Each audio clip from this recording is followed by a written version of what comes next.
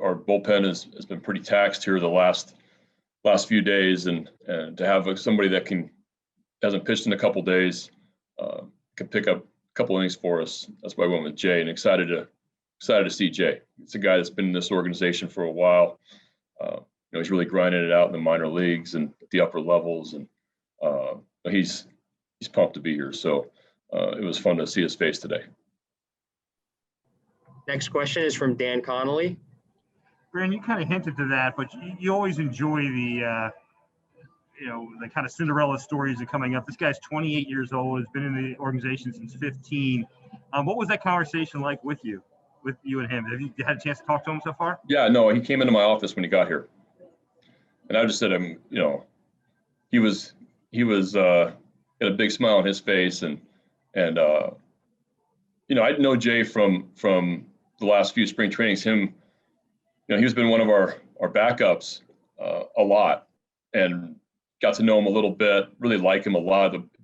He's really well liked by all the players and the coaches in the organization. Of just a pro, and you feel great for somebody like that has really put their time in, rode the buses, been on the early morning flights in AAA, and to call himself a big leaguer. That's a special moment. Rich Dubroff, go ahead. Hey, Brandon, have you gotten sort of used to it in your head that there are going to be a lot of these moves during this season, especially in the bullpen, that you're going to have to that you're going to be welcoming guys regularly and having to send them out? Yeah, I think we've talked about that. Is that we're going to be utilizing our organization. We're going to be using a lot of pitchers this year, and if you look around, it's pretty much league wide right now with the amount of pitching transactions there are just to stay fresh. And right now our bullpen's a little bit, so a lot of these guys have pitched quite a bit in the past week, and to get a fresh arm up here was important. So yeah, I see us using a lot of pitching from AAA this year, and it's just going to be kind of that kind of year. Joe Trezza, go ahead. Brandon, conversely, what was the conversation like with Lowther? Was the message just, don't worry, you'll be back soon if you keep working hard? Yeah, I didn't talk to him directly, but he pitched really well yesterday, and I know that he'll be back soon. So, it's just one of those things, but he's still really early in his career and young, and looking forward to having him back up here at some point. Melanie Newman, go ahead. Brandon, this was actually a discussion with Susan Waldman. A lot of the state of New York is watching tonight, and not because of the opponent, but because of Matt Harvey. Has that been brought up at all? I know on the outside he's going to say he hasn't thought about it, but it's something that everybody's really been following. I'm sure he's thought about it. No, I think it's a big deal for him.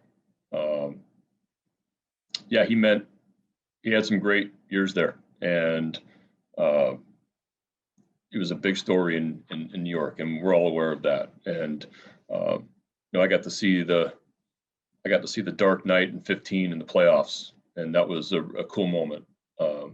So I'm sure this is going to be a special night for him also. And I haven't talked to him about it, because I just leave that alone with him. That's more a personal thing for him, but maybe tomorrow. But I think we all recognize that New York City was a place where he broke into the big leagues and did some really cool things. David Lennon with New York Newsday, go ahead. Hey, Brandon, just along those same lines, how would you evaluate how Matt's done so far? I've seen some of his starts, and he's kind of been around the same place. He's been 80-plus pitches. He's gotten to the fifth inning a number of times. Is he still kind of building up to some degree, still working to improve on what he has, or how would you evaluate how he's done so far? Yeah, I think he's still continuing to improve. His last start went 80-some pitches, because it had 4 of the 5 innings were kind of lengthy traffic innings, and that he was able to pitch out of. And in that 5th, he gave up a couple runs there. For me, I felt like he was done at that point just because of the amount of high stress innings that he had thrown in that game. But yeah, I'd love to see him pitch deeper in the game. I'd love to see him have less traffic. But yeah, he's still working on things. There's still some mechanical things that he goes through, that he talks about, works in between starts. But his stuff has ticked up since spring training. His fastball's in the mid 90s, 93 to 95 ish. I really like his two-seamer that he's really started this year, and the slider's improved since spring training. So, yeah, I still think that it's early on in the season, and still kind of getting his feet wet, and hopefully he continues to develop and build, and we can go a little longer in the games. Great. Thanks, Brandon. Yep. John Mioli, go ahead. Brandon, where do you come down on whether a 7-inning no-hitter is a no-hitter or not?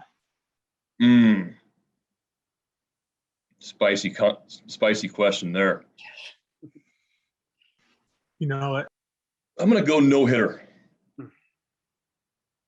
It's a complete game. It's a shutout, correct? Correct?